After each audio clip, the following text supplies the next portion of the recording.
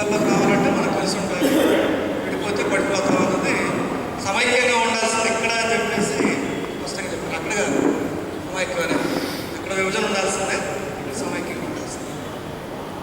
మరి ఇప్పుడు మన భోజన కర్తాల వ్యవస్థాపకులు భోజనాంధ్ర జేఏసీ కన్వీనర్ శ్రీ పల్నాడు శ్రీరాములు గారిని మాట్లాడవలసిందిగా కోరుతున్నాను.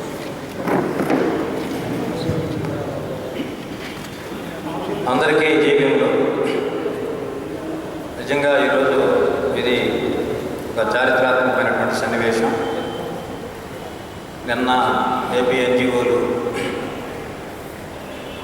ఒక సభ పెట్టి ఒక అప్రజాస్వామిక ఆందోళనని మొత్తం ప్రజలకు సంబంధించి అవాకులు చవాకులతోటి మరి వాళ్ళంతా కూడా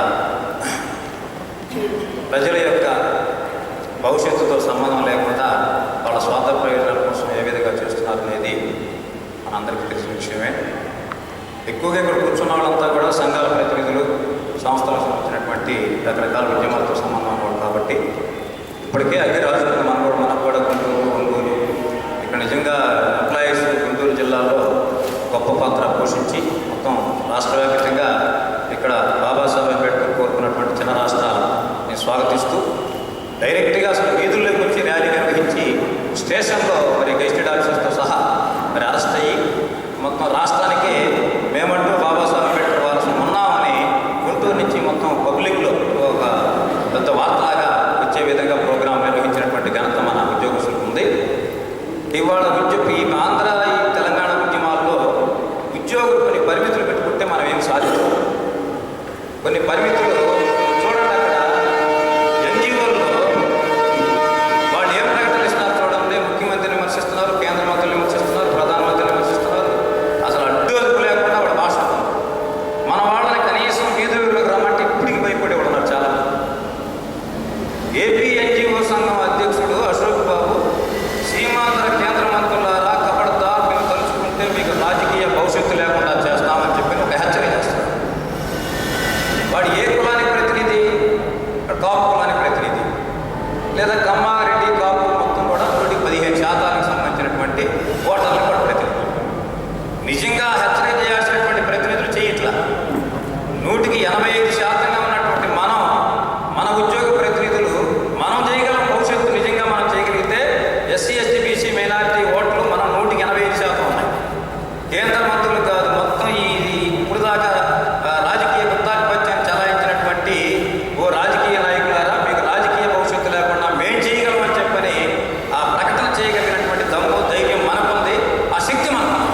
కానీ మన ఎన్జిఓలు సభ్యత్వంతో కలిగి ఉండి, వాడు నాయకత్వంలో ఉండి వాడు వాళ్ళ హెచ్చరిక చేసే స్థాయికి వస్తుంది. వాడు చేసే సమ్మెకి మరో స్వతంత్ర పోరాటం అని పేరు. ఎన్జిఓలు చేసే సమ్మె మరో స్వతంత్ర పోరాటం. చూడండి ఎట్లాంటి పదాలు ఉపయోగిస్తున్నారు. ప్రజల స్వాతంత్రాన్ని హరించే పోరాటం వాడు చేస్తూ మరో స్వతంత్ర పోరాటం. స్వాతంత్రం లేనివాడు మరో స్వతంత్ర పోరాటం ఉద్యమానికి పిలిపిస్తారు. వాడికి ఎక్కడ అర్హత ఉంది? చంద్రబాబుకి ఎక్కడ అర్హత ఉంది? ఆత్మగౌరవ యాత్ర, ఆత్మగౌరవాన్ని నాశనం చేసేటువంటి చంద్రబాబుకి ఆత్మగౌరవ యాత్ర పేరు పెట్టి అర్హత ఉందా? సమన్యాయమైనటువంటి పేరు విజయంకి చెప్పి అర్హత ఉందా? ఇట్లాంటి ఈ రాబందులు, రామచిలుకలు పలుకులు పలుకుతున్నాయి.